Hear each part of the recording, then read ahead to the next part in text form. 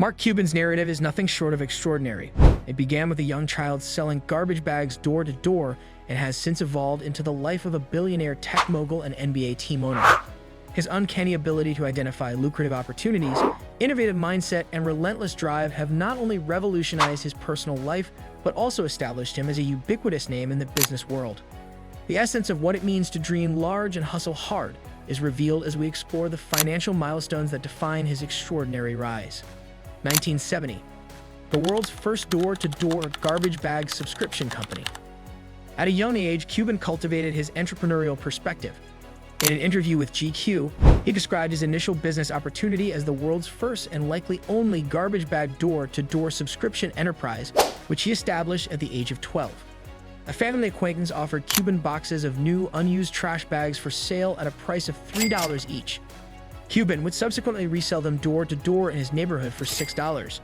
He devised a 14-second sales speech that was succinct and engaging for his prospective clients. After his neighbors responded to the call on their doors, he would immediately introduce himself. "I am Mark. Do you employ refuse bags? I have a fantastic offer for you. Whenever you require garbage bags, simply contact me and I will load them into the rear of my wagon and deliver them directly to your residence." Cuban recognized the significance of a succinct, straightforward sales presentation, which provided him with an appropriate amount of time to effectively communicate the benefits of the service he was providing.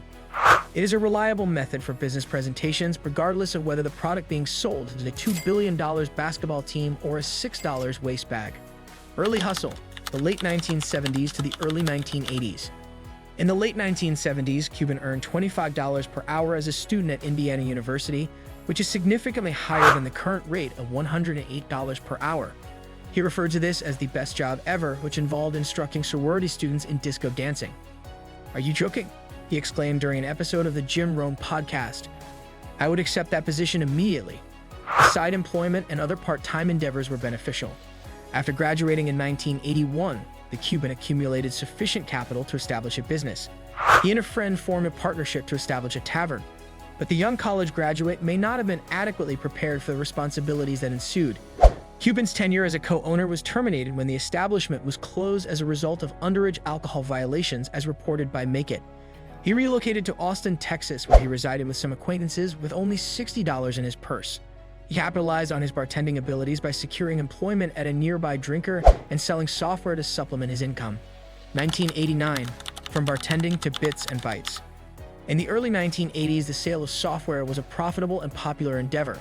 Cuban's reputation today is characterized by his meticulous, no-nonsense business approach and his ability to identify opportune opportunities, which are a reflection of the lessons he acquired during his late teens and early 20s.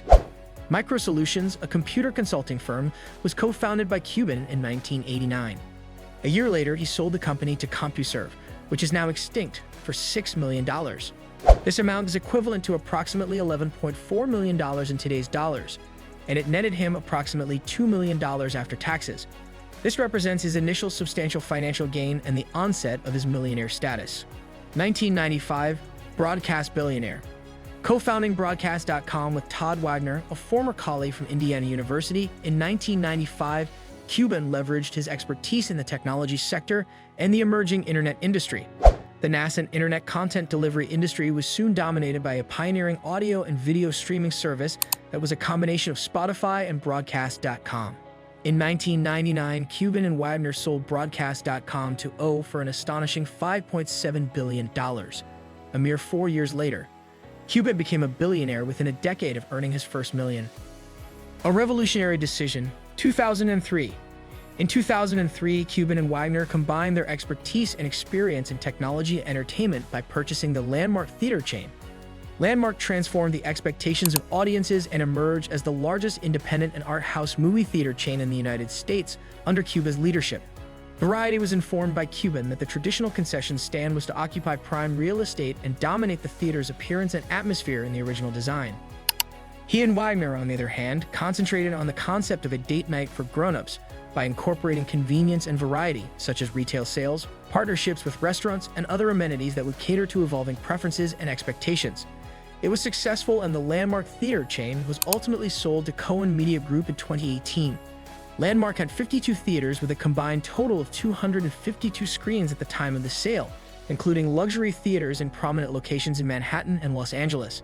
Netflix and Amazon were reportedly among the potential buyers, so it is reasonable to assume that the final dollar amount was substantial, even though the precise financial details of the sale were never publicly disclosed. Return to the cinema, 2003. Cuban's enthusiasm for independent cinema was not limited to landmark theaters.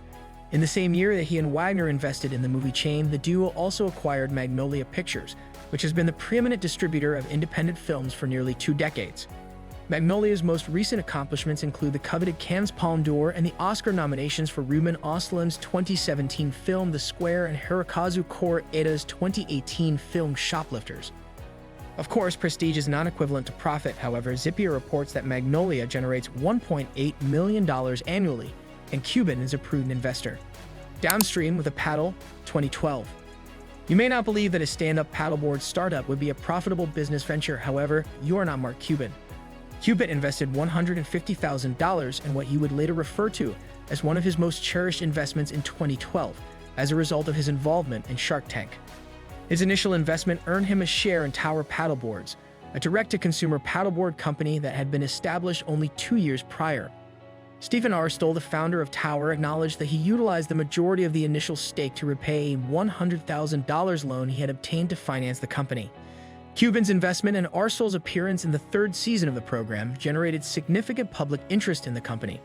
After the initial broadcast, the company received $60,000 in orders, with $50,000 of that amount being paid directly to Cuban as a dividend check. Tower became the fastest-growing privately owned company in San Diego and secured the No. 239 spot on Incorporated's list of the 500 fastest-growing American companies just a year later.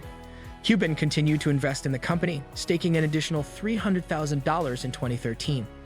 Tower has since expanded into a beach lifestyle brand, continues to distribute Cuban dividends, and remains one of the most robust positions in his portfolio. Insurance salesman with a billionaire net worth, 2012. In 2012, Cuban's contributions to Shark Tank elevated him to a household name. This fame led to numerous pitches that were not featured on the program, including one from Adam Lyons, the founder of an insurance comparison startup at the age of 25. Lyons acquired Cuban's private email address and sent a message that contained his initial proposal with a straightforward subject line: "Want to disrupt the insurance industry?" It aroused Cuban's interest, and he responded promptly. This led to a week-long email exchange during which the pair resolved the details, and Lyons secured Cuban's investment. Despite the fact that the value of Cuban's initial stake was not disclosed, it is likely to have been more than recouped, as Lyons' company, the Zebra, has been appraised at over $1 billion. Increased profitability, 2013. Cuban has a reputation for leveraging emergent trends, as evidenced by his 2013 investment in Nuts and More, a healthy snack food company. The company offers a variety of nut butter condiments. I am perpetually in search of foods that satisfactorily satisfy my sweet tooth while simultaneously being nutritious. From Cuban to perfectly suited to that requirement was this organization.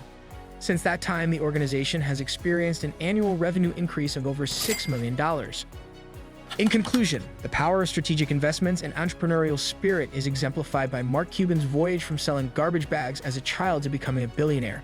Significant milestones such as the sale of Broadcast.com and successful investments in a variety of industries, such as health foods and cinema, were established by his early ventures.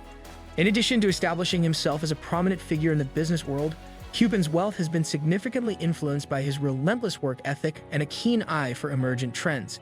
His narrative is a testament to the pursuit of opportunity, resilience, and innovation. Don't forget to like, subscribe, and drop a comment below. We love to hear your thoughts, and stay tuned for more content.